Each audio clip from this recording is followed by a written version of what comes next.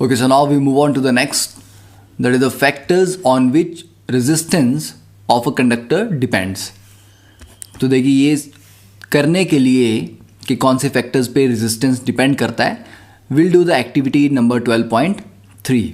तो यहाँ पर सेम आपको एक सर्किट ड्रॉ करना है इस पॉइंट से लेके इस पॉइंट तक, की लगानी है, एमीटर लगाना है और एक बैटरी. ठीक है, अब आपने एक नाइक्रोम वायर लेनी है लेंथ L की. ठीक है, अपनी मर्जी की लेंथ आप ले सकते हैं. अब आपने क्या करना है, पहली बार उस नाइक्रोम वायर को, मान लीजिए ये X है ये Y है, X Y के बीच में लगाना है, करंट की रीडिंग नोट करनी है. ठीक है, वोल्टेज आपको पता है, करंट आपने यहाँ से नोट कर लिया, तो V/I is equal to R की वैल्यू आपके पास पहली बार में आ जाएगी. ठीक है, इसको R1 ले लेते हैं. अब अगली बार आपने क्या किया, सेकेंड टाइम उसी नाइक्रोम वायर को डबल लेंथ का लिया. मतलब अगर आपने पहले L लेंथ ली है, now you take the length 2L. ठीक है, तो एक्स वाई के बीच में, तो डबल लेंथ ले ली. अब दोबारा आपने सर्किट पे की इंसर्ट करके सर्किट को कंप्लीट किया, करंट आएगा.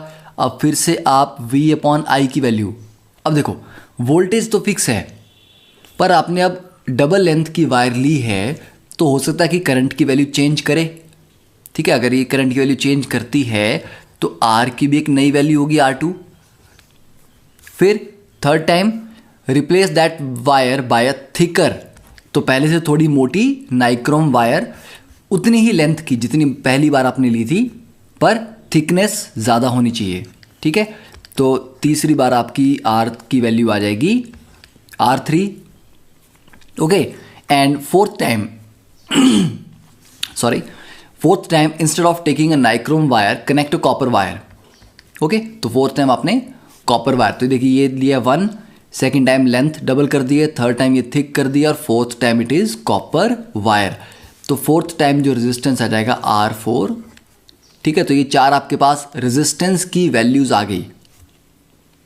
यहां पर इन्होंने क्या मेंशन किया है, notice the difference in the current in all cases. ठीक है, तो करंट अगर डिफरेंट आता है तो रेजिस्टेंस भी डिफरेंट होगा, क्योंकि वोल्टेज की वैल्यू सेम है. ठीक है, अब पॉइंट ये है कि क्या करंट लेंथ ऑफ कंडक्टर पे डिपेंड किया, या क्या वो वायर के क्रॉस सेक्शन एरिया, मतलब वायर कितनी मोटी है, ठीक है, कितनी थिक है, इस पे डिपेंड किया. तो अब हम इसको आइडेंटिफाई करेंगे. तो हमने V/I is equal to R बार बार कैलकुलेट करके देखा कि जैसे हम लेंथ चेंज कर रहे हैं, करंट चेंज हो रहा है, तो R भी चेंज हुआ. ठीक है, और बार बार जब हम थिकनेस को वेरी करेंगे तब भी करंट चेंज हुआ, R चेंज हुआ. तो yes, current length of conductor और उसके क्रॉस सेक्शन पे दोनों पे डिपेंड करता है. अब कैसे डिपेंड करता है, देखो अगर हम एमीटर की रीडिंग को देखें तो जब हम डबल लेंथ ले रहे हैं तो करंट आधा हो जाता है. ठीक है, when the length is doubled I drops to I/2, तो करंट की वैल्यू हाफ हो जाती है. अब करंट अगर हाफ हो गया तो इसका मतलब है कि रेजिस्टेंस क्या हो गया, डबल्ड. ठीक है, तो लेंथ डबल की R डबल हो गया, तो मतलब R is directly proportional to length of conductor. ठीक है, जो आपने वायर ली थी. फिर थिकनेस, जब हमने ज़्यादा थिक वायर यूज़ की उसमें क्या होगा, करंट बढ़ गया. ठीक है, तो जब हमने क्रॉस सेक्शन एरिया बढ़ा दिया, करंट भी बढ़ गया. करंट बढ़ गया मतलब R की वैल्यू क्या होगी, कम हो गई. तो आ जाएगा कि R is inversely proportional to area of cross section. ठीक है, तो यहां से हम क्या लिख सकते हैं कि R is directly proportional to length and inversely proportional to area. ठीक है, और प्रोपोर्शनैलिटी का साइन ये हटा के एक कांस्टेंट हम लिखेंगे, तो लिखेंगे R is equal to rho L divided by A. And this is the formula for calculating resistance. तो ये फॉर्मूला आपको हमेशा याद होना चाहिए। R is equal to rho l by a. What is rho? Rho is the, इसको pronounce करते हैं rho. It is a constant of proportionality,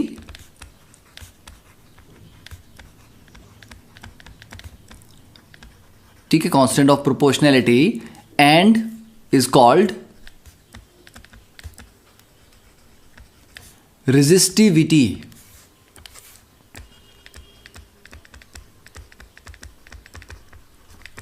ठीक है, तो R हो गया रेजिस्टेंस, रो हो गया रेजिस्टिविटी, L हो गया लेंथ और A हो गया एरिया ऑफ क्रॉस सेक्शन।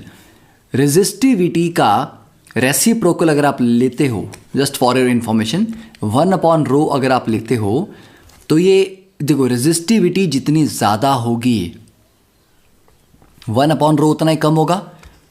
तो ये 1/ रेजिस्टिविटी को बोलते हैं कंडक्टिविटी। ठीक है, जैसे ही 1/ रेजिस्टेंस को आप कंडक्टेंस बोल सकते हो, तो 1/ रेजिस्टिविटी इज कंडक्टिविटी। ठीक है, अब ये जो रेजिस्टिविटी है rho, it is characteristic property of a material. It is a characteristic property of a material, मतलब अलग अलग मटेरियल्स के लिए रेजिस्टिविटी की वैल्यू अलग अलग होगी। जो कंडक्ट कर देते हैं बड़े आराम से, उनके लिए रेजिस्टिविटी की वैल्यू बहुत कम होती है, और जो नहीं करते, इंसुलेटर जैसे होते हैं, उनके लिए रो की वैल्यू बहुत ज़्यादा होती है। ठीक है, और इसका जो SI यूनिट है वो कितना होगा? देखो रो क्या हो गया? R into A by L. ठीक है ना, R का क्या होता है? ओम। A by L area upon length, area upon length में मीटर स्क्वायर अपॉन मीटर, तो रो मीटर। ठीक है, तो ऐसा यूनिट आ गया इसका रो मीटर। ओके, अब हम कुछ मटेरियल्स की वैल्यू चेक करते हैं। देखो सिल्वर, क्योंकि एक कंडक्टर है,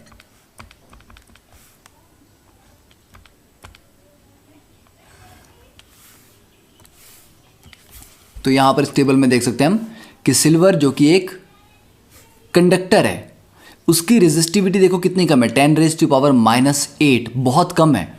मतलब वो ज़्यादा रेजिस्ट नहीं करता, वो बड़े आराम से कंडक्ट करने देता है।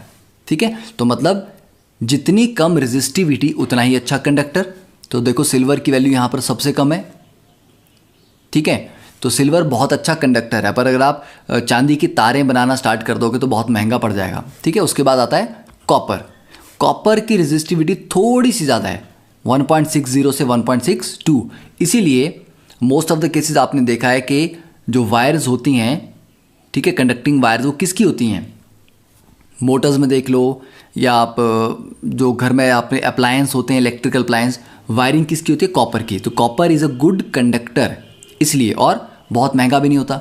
ठीक है, फिर उसके बाद एल्यूमिनियम, फिर टंगस्टन, निकल, आयरन, तो धीरे धीरे इनकी रेजिस्टिविटी बढ़ती जा रही है। ओके, फिर अलॉयज, ठीक है, कॉन्स्टेंटिन, मैंगनीन, नाइक्रोम, इनकी रेजिस्टिविटी थोड़ी ज़्यादा है, तो इनको आप रेजिस्टर की तरह यूज़ कर सकते हो। ठीक है, इंसुलेटर जो करंट को चलने ही नहीं देते, फ्लो करने ही नहीं देते। ग्लास 10⁻10, यहाँ -8 है, यहाँ 10⁻10 से लेके 10⁻14। Hard rubber, ebonite, diamond, dry paper, ठीक है, तो दीज आर इंसुलेटर्स। तो रेजिस्टिविटी की वैल्यू देख के हम एक आइडिया लगा सकते हैं कि ये स्पीशीज करंट को कंडक्ट करने देगा या नहीं। अब आपको ये वैल्यू याद नहीं करनी है, ये जस्ट आपके अंडरस्टैंडिंग के लिए यूज़, यहाँ पर ये टेबल यूज़ किया गया है। ओके, तो फॉर्मूला याद रहेगा, resistance is equal to rho l by a, और रो अलग अलग मटेरियल का अलग अलग होता है। अब हम देखते हैं कुछ प्रॉब्लम्स। ठीक है, now this is the first problem 12.3। अब सबसे पहले यू टेक 1 minute टाइम और may be 2 minutes to solve this problem.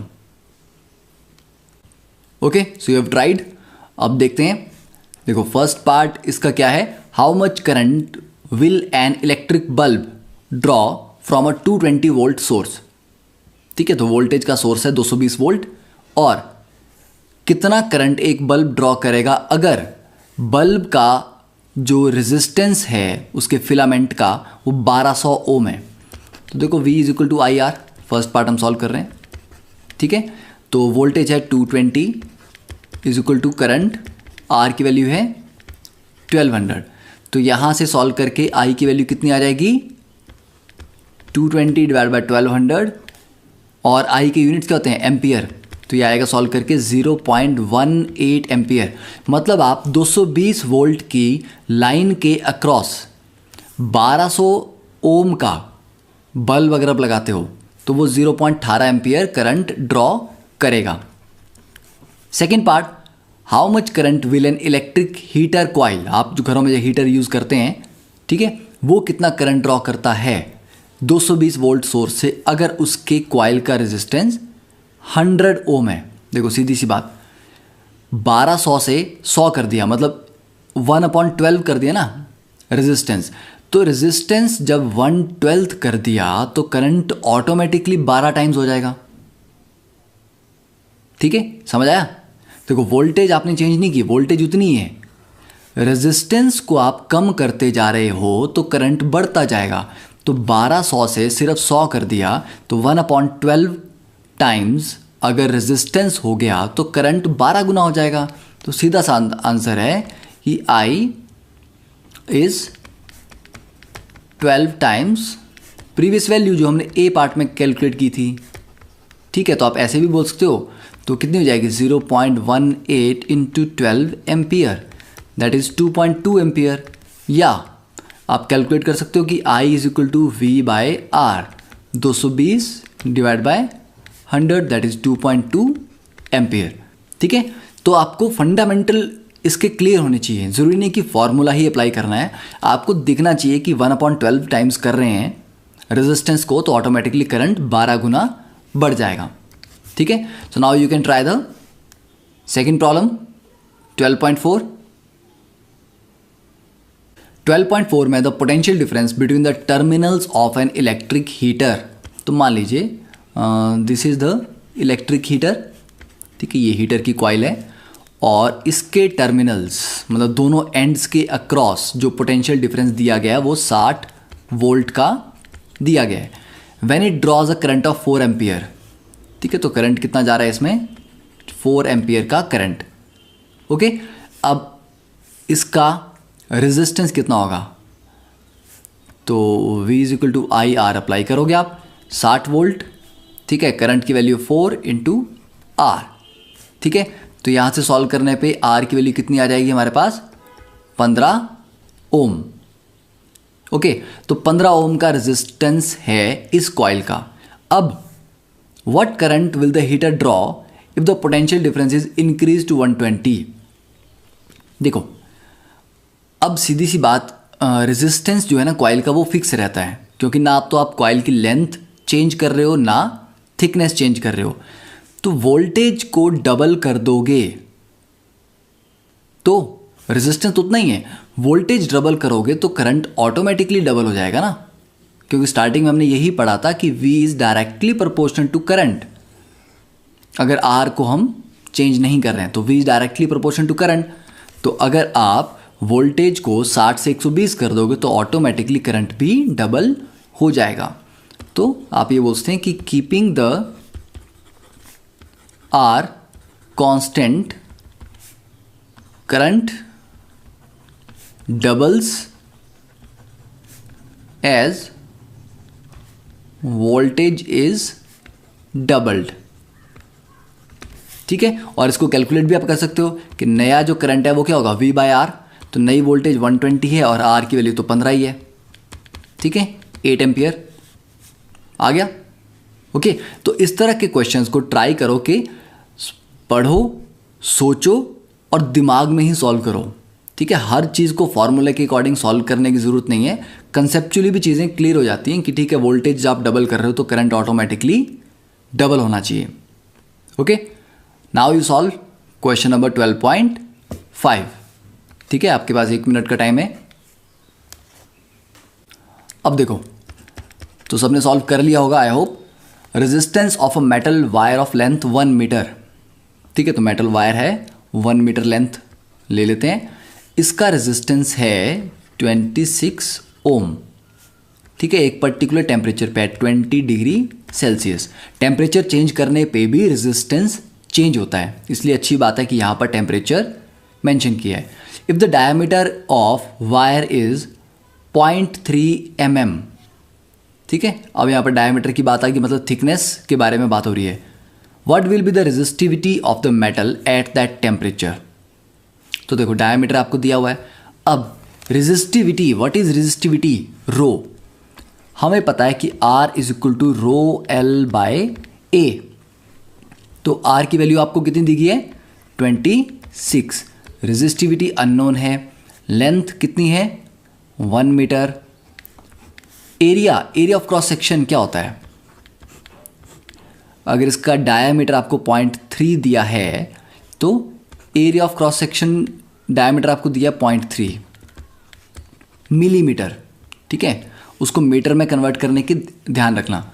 और जो एरिया है इस क्रॉस सेक्शन का that will be pi R square या पाई डी स्क्वायर बाय 4, ठीक है, क्योंकि आर क्या होता है d/2, तो पाई डी स्क्वायर बाय 4, तो एरिया आ जाएगा पाई डी स्क्वायर बाय 4।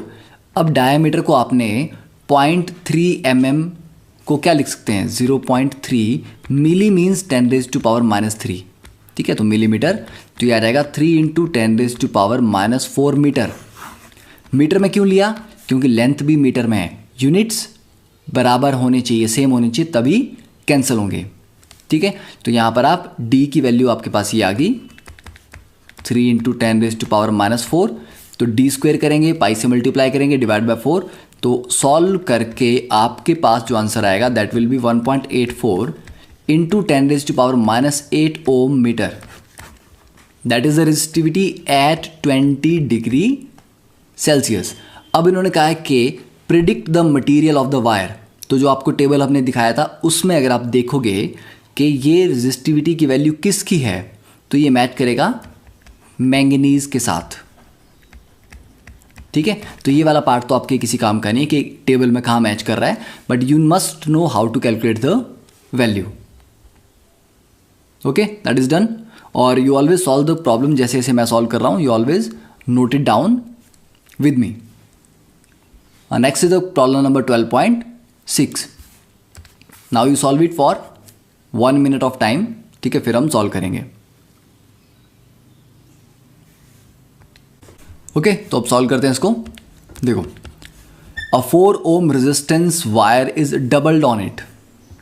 देखो डबल्ड ऑन इट का मतलब क्या है कि आपके पास ये एक वायर थी, ठीक है, इसका रेजिस्टेंस था 4 ओम, ठीक है। डबल्ड ऑन इट का मतलब है कि इसी के ऊपर आपने इसको डबल कर दिया लेंथ को, तो मतलब आपने इसको फोल्ड करके इस तरह से डबल कर दिया, ठीक है।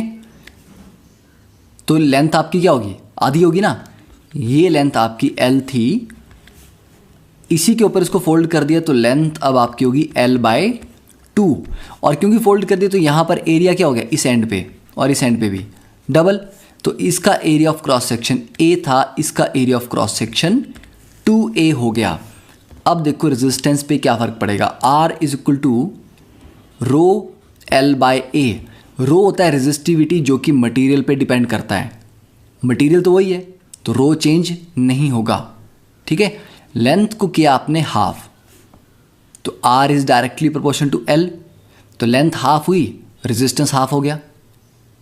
एरिया को कर दिया डबल, और ये इन्वर्सली प्रोपोर्शन है, एरिया डबल होगा तो भी रेजिस्टेंस हाफ हो जाएगा, तो लेंथ से पहले हाफ हुआ है उसका फिर से हाफ हो जाएगा, तो टोटल हो गया 1/4, तो नया रेजिस्टेंस पहले वाले का 1/4 होगा, मतलब 1 ओम।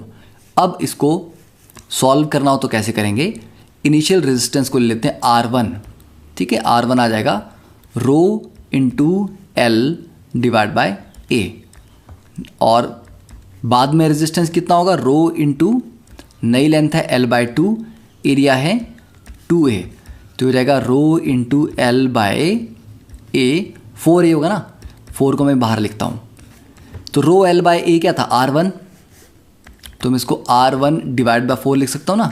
तो नया रेजिस्टेंस जो है वो इनिशियल का 1/4 है, तो मतलब R2 इज, R1 था 4 ओम, 4/4 दैट इज 1 ओम। ठीक है, तो आप सॉल्व भी कर सकते हो, अगर आपको क्वेश्चन एग्जाम में आता है तो आपको सॉल्व करना है, पर अगर किसी कंपटीशन में है तो आप खुद समझ सकते हो कि लेंथ को हाफ किया तो हाफ, एरिया को डबल किया तो भी हाफ, तो half into half that is 1/4। Okay, now next is this set of questions. तो ये सेट ऑफ क्वेश्चन आपको ट्राई करने हैं on your own and we will discuss these in the next session. तो अब नेक्स्ट मूव करते हैं toward our topic, resistance of a system of resistors. अगर हम रेजिस्टर्स को, मल्टीपल रेजिस्टर्स को आपस में कनेक्ट करें तो क्या क्या सिस्टम्स हो सकते हैं उनको कनेक्ट करने के, और उनका टोटल रेजिस्टेंस कैसे हम कैलकुलेट करते हैं। तो अगर हम सिस्टम ऑफ रेजिस्टर्स की बात करें तो कभी आपने अगर कुछ गैजेट्स के या अपने कंप्यूटर्स के लॉजिक बोर्ड, ठीक है, या सर्किटरी देखी हो पुराने गैजेट्स की, ठीक है, नए गैजेट्स की तो मैं बात नहीं करूँगा अभी। तो इस तरह का हो सकता है आपने ये जो छोटे छोटे मॉड्यूल्स टाइप के लगे हुए हैं, इस तरह की चीज़ देखी हो, ठीक है, जो एक वायर इस तरह से होती है और बीच में एक ये रेजिस्टर है और दूसरी वायर इस तरह से कनेक्ट हो रही है। तो ये एक रेजिस्टर है, तो यहाँ पर एक है, दूसरा, तीसरा, दीज आर रेजिस्टर्स। तो रेजिस्टर्स किसी भी सर्किट में किस तरह से लगाए जाते हैं, उसके दो कॉम्बिनेशन होते हैं। वन, एक होता है सीरीज कॉम्बिनेशन, सीरीज में लगाए जाते हैं, and second is parallel combination. ठीक है, तो देखने में अगर हम उनका डिज़ाइन देखें कि सर्किट में कैसे लगते हैं, तो this is the diagram of a series combination of resistors. ठीक है, अब देखिए सीरीज में क्या हो रहा है, एक रेजिस्टेंस लगा R1, उसी के आगे दूसरा लगा R2, उसी के आगे तीसरा, तो एक के बाद एक जब लगाए गए that is called a series combination. ठीक है, एमीटर को हमने कहाँ लगाया है, मेन लाइन पे, और वोल्ट मीटर को पैरेलल में। तो एमीटर हमेशा सीरीज में लगता है, ठीक है, और वोल्ट मीटर लगता है पैरेलल में। ठीक है, आगे आप पढ़ेंगे डिटेल में कि सीरीज में लगाने का मतलब, पैरेलल में लगाने का मतलब एग्जैक्टली क्या है। तो अभी के लिए आपको डायग्राम देख के एक चीज़ क्लियर हो रही होगी कि हाँ, कुछ इस तरह का अरेंजमेंट हो कि एक के बाद एक लगे होंगे, उनको कहेंगे कि सीरीज में लगे हुए हैं। ठीक है, और जब पैरेलल लगे, देखो इस पॉइंट से एक ब्रांच ऊपर चली गई, एक ब्रांच यहाँ चली गई, तो इसको आप ऐसे सोचो कि मान लो यहाँ पर पानी आ रहा है, ठीक है, इस लाइन से, तो वोल्ट मीटर तो एक इक्विपमेंट है, ठीक है, मेज़र करने का, ओके, उसको मतलब नहीं है। तो पानी के फ्लो करने के लिए एक ही पाथ है, सारा का सारा पानी इसी पाथ से जाएगा, ठीक है, डिवाइड नहीं होगा।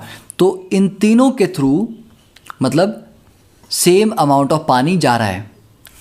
यहाँ पर अगर पानी यहाँ से आ रहा हो, उसको तीन रास्ते मिल जाते हैं, थोड़ा सा पानी इस रास्ते से चला जाएगा, थोड़ा इस रास्ते से, थोड़ा इस रास्ते से। ठीक है, तो इतना समझ आया आपको कि जब पानी बराबर निकलेगा तीनों से, क्योंकि एक ही रास्ता है, तो वो सीरीज कॉम्बिनेशन हो गया।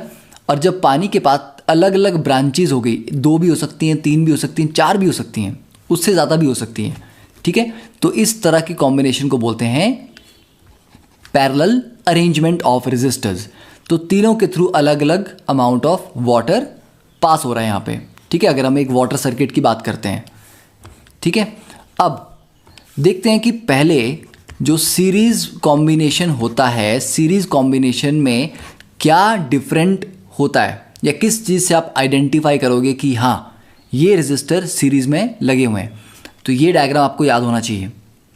की लगाई, उसके आगे सेल है, बैटरी, देन एमीटर, उसके बाद रेजिस्टर्स हैं, उनके पैरेलल में वोल्ट मीटर है, एंड दैट्स ऑल। तो अब एक्टिविटी 12.4, तो यहां पर क्या है, पहला, join 3 resistors of different values in series.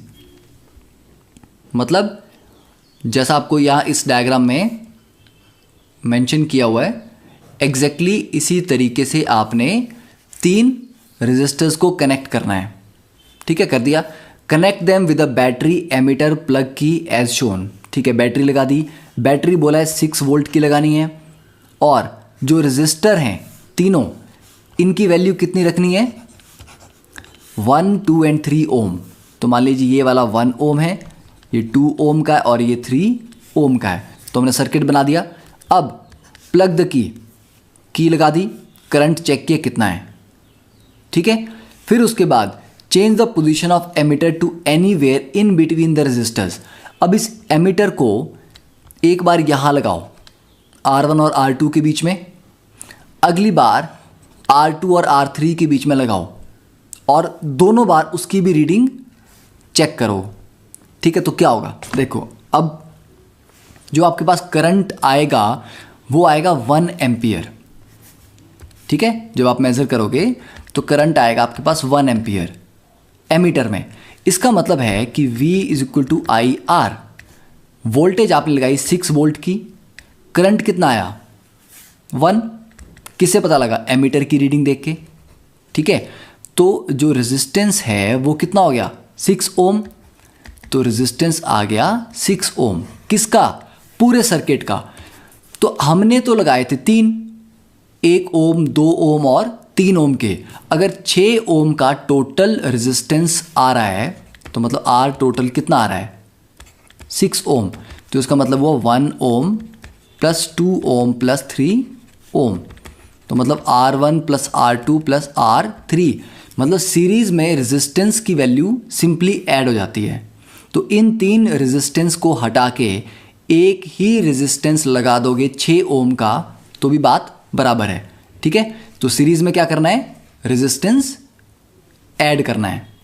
और करंट की वैल्यू जब एमीटर को आपने यहां पर लगाया और दूसरी बार यहां लगाया, तब करंट की वैल्यू कितनी आई? तो ये अगर आप मेजर करोगे it will be same, 1 ampere ही रहेगा। तो मैंने पानी वाला एग्जांपल दिया था ना, कि पानी जब यहां से आ रहा है तो बराबर ही जाएगा, गायब तो नहीं होगा। ऐसा नहीं हो सकता कि यहाँ से 1 एम्पियर करंट आ रहा था और यहाँ पर 0.6 रह गया। करंट कंज्यूम नहीं होता, पानी की तरह है। हाँ, बंट सकता है, अगर उसको 2-3 रास्ते मिल जाएंगे बंट जाएगा, पर बीच में से गायब नहीं होगा कहीं भी। तो 1 ओम आ रहा है तो ये 1 ओम ही निकलेगा और यहाँ पर भी 1 ओम ही रहेगा पूरे सर्किट में। ठीक है, तो इसका मतलब हुआ R1 के थ्रू कितना करंट गया? 1 ओम, सॉरी 1 एम्पियर। ठीक है, not Om, 1 ampere current. R2 के थ्रू भी 1 एम्पियर और R3 के थ्रू भी 1 एम्पियर। मतलब सीरीज में हम बोल सकते हैं कि resistance adds in series combination. ठीक है, मतलब इज इक्विवेलेंट टू, ये 1 ओम है, ये 4 ओम है और ये 5 ओम है। तो ये इक्विवेलेंट हुआ कि 10 ओम का एक ही लगा दो। फिर करंट इज सेम। ठीक है, सेम करंट जाता है through resistors connected in series, कि जो सीरीज में लगे होंगे रेजिस्टर, उन सब के थ्रू बराबर ही करंट जाता है। तो इससे हमें पता लगता है कि वो सीरीज में लगे हुए हैं। ठीक है, क्योंकि उनके थ्रू सेम करंट जा रहा है। तो सीरीज में कौन लगे होते हैं? जिन रेजिस्टेंस के थ्रू सेम करंट जा रहा है वो सारे सीरीज में होंगे। ओके, और उनको आप सिंपली ऐड कर सकते हो। तो इतना क्लियर हो गया।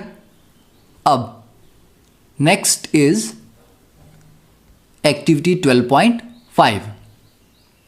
अब हम वोल्टेज की बात करेंगे। ठीक है, तो एक्टिविटी 12.4 में अब हमने क्या करना है? वोल्ट मीटर इंसर्ट करने हैं।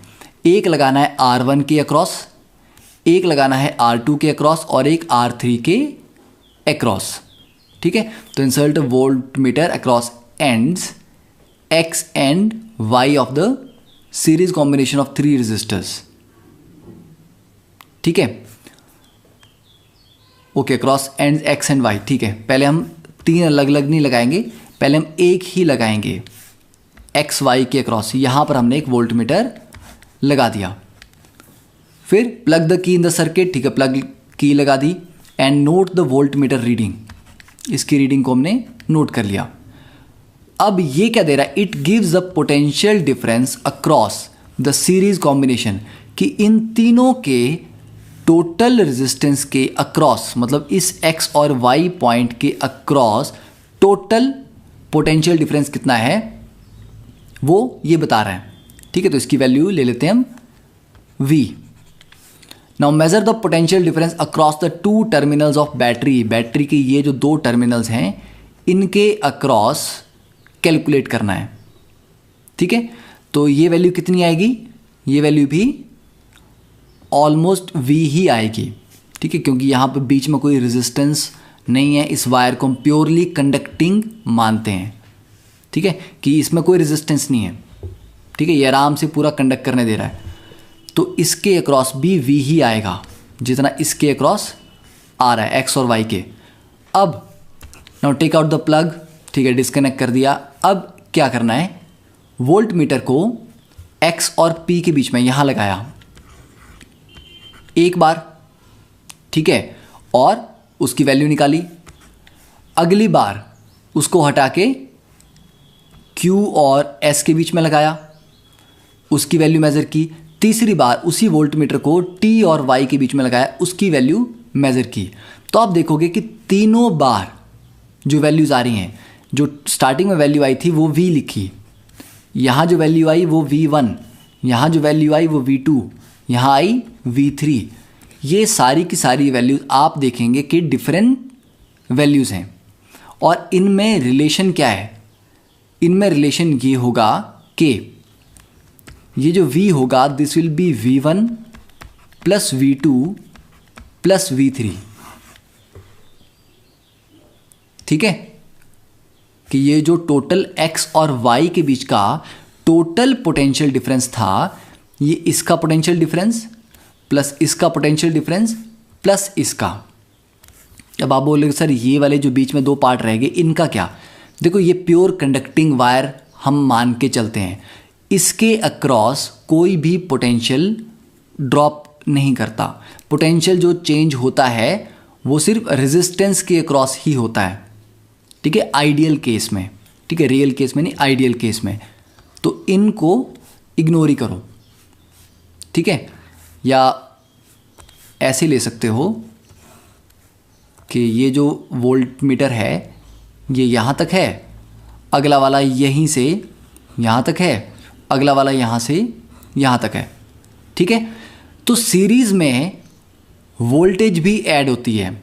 तो R1 के अक्रॉस V1 आया, ठीक है, R2 के अक्रॉस V2 आया, R3 के अक्रॉस V3 आया। तो करंट सब में सेम गया I, पर तीनों के अक्रॉस जो पोटेंशियल डिफरेंस था वो अलग अलग था। ओके, तो इतना पार्ट क्लियर है, ठीक है, कि टोटल जो potential difference that is equal to sum of individual potential differences. अब हम इस पे ओम्स लॉ अप्लाई करते हैं तीनों पे। तो पहले वाले रेजिस्टर पे कितना था, वोल्टेज थी V1, करंट तो तीनों में बराबर गया क्योंकि सीरीज में, तो I इंटू R1, एक इक्वेशन आ गई। सेकेंड रेजिस्टर के लिए V2 is equal to I into R2, third के लिए V3 is equal to I into R3। तो ये तीन हमारे पास इक्वेशन आ गई तीनों रेजिस्टर्स के लिए, ठीक है, फॉर द थ्री रेजिस्टर्स। अब क्या कर सकते हैं, हमने कहा कि जो नेट V आया था वो तो V1 plus V2 plus V3 आ रहा था। नेट V कितना होगा, सिंपल I इंटू R, ठीक है, और ये R कितना होगा टोटल। V1 कितना है I R1, V2 कितना है I R2, V3 कितना I R3। करंट सब में सेम है I, तो कॉमन आएगा और कैंसिल हो जाएगा, ठीक है ना। कैसे कैंसिल होगा, आई कॉमन है तो आई बाहर आ जाएगा, अंदर बचेगा R1 plus R2 plus R3, cancel हो गया। तो इसका मतलब जो R टोटल है सीरीज़ में, ये हमने प्रूव भी कर दिया, ठीक है। थोड़ी देर पहले मैंने आपको बताया था कि सीरीज़ में रेजिस्टेंस ऐड होते हैं। अब हमने ओम्स लॉ के थ्रू प्रूव भी कर दिया कि यस, सीरीज़ में लगे हुए रेजिस्टेंस ऐड होते हैं, उनका टोटल क्या होता है R1 plus R2 plus R3। तो ये आपको एज अ क्वेश्चन भी आ सकता है कि prove that the resistance connected in series are added. Okay, तो इस इक्वेशन के थ्रू आपने ये प्रूव करना है। तो इतना पार्ट क्लियर है। अब नेक्स्ट हम देखते हैं एक example. Now this is the example 12.7। तो अब इसको डायरेक्टली पहले सॉल्व करेंगे। एन इलेक्ट्रिक लैम्प, ये electric lamp whose resistance is 20 ohm, 20 ohm resistance है, एंड कंडक्टर ऑफ 4 ओम, एक और रेजिस्टेंस है जिसका 4 ओम रेजिस्टेंस है, connected to a battery of 6 volt. First part is calculate the total resistance. देखो total resistance क्या होगा। अब जो करंट जा रहा है यहाँ से आई, वो इसके थ्रू भी पास करेगा और इसके थ्रू भी पास करेगा। तो क्योंकि दोनों के थ्रू बराबर करंट जा रहा है तो मतलब दोनों सीरीज में लगे हुए हैं, ठीक है, और सीरीज में रेजिस्टेंस ऐड होते हैं। तो आर टोटल कितना हो जाएगा, R1 plus R2 that is 4 ohm plus 20 ohm that is 24 ohm, ठीक है। Second part, the current through the circuit. अब सर्किट का टोटल रेजिस्टेंस है 24, तो V is equal to I R लिख सकते हैं। तो सर्किट में टोटल बैटरी कितनी है 6 वोल्ट की, टोटल करंट I और टोटल रेजिस्टेंस 24, तो I आ जाएगा 6/24 एम्पियर दैट इज 0.25 एम्पियर, ठीक है। तो मतलब ये 0.25 एम्पियर इसके थ्रू भी क्रॉस करेगा और इसके थ्रू भी क्रॉस करेगा। फिर third part, the potential difference across the electric lamp. देखो इसके थ्रू कितना पोटेंशियल डिफरेंस आएगा, मान लो V1, तो V1 कितना होगा I इंटू R1, क्योंकि I तो बराबर है सबके लिए। इसके क्रॉस कितना आएगा V2 I इंटू R2, तो I कितना है 0.25, R कितना है 4, मतलब 1 वोल्ट का यहाँ I कितना है 0.25 और ये है 20, ठीक है। तो 5 वोल्ट, तो 1 वोल्ट का ड्रॉप यहाँ पर होगा, 5 वोल्ट का ड्रॉप यहाँ पे होगा, तो 1 + 5 मिला के हो गया ना 6 वोल्ट, ठीक है। तो दोनों के क्रॉस हम पोटेंशियल डिफरेंस भी मेज़र कर सकते हैं। तो that is all for today's lecture. तो नेक्स्ट में आपको जो प्रॉब्लम्स दी गई थी इन टेक्स्ट क्वेश्चन वो आपको सॉल्व करके लाने हैं, और इसके बाद जो प्रॉब्लम्स हैं आपकी बुक में उनको भी थोड़ा पढ़ के आना है, और पैरेलल कनेक्शन को थोड़ा सा अपने आप पढ़ के आना है। फिर हम डिस्कस करेंगे नेक्स्ट क्लास में कि how the resistors in parallel are solved. Okay, thank you, have a nice day.